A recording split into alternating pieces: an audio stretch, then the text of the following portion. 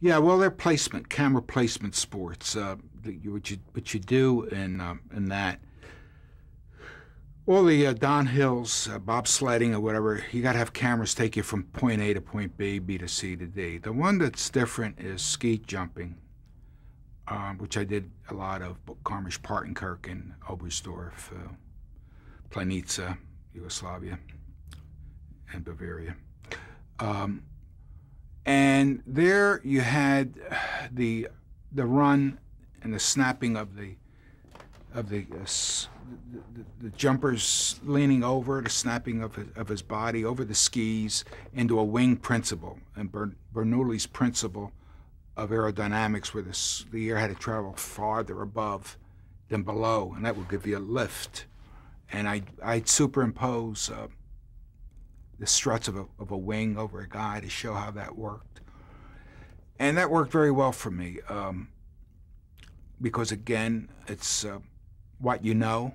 It taught me who I know, and then when I got to know the people, I used what I know. And a lot of these were not away from the thought that was to be expressed. If it's understand hockey, understand skeet jumping, understand it. Now, subjective cameras in a bobsled or whatever, what came about, and telemetry came about, which I predicted in playback, and all that happened. And what is that? Telemetry is reading the instruments, like on a race car and all, that you could see it on a monitor, how fast the guy's going and all. Of course, it was used on the moon shoots and whatever to gauge what the astronauts were doing and all.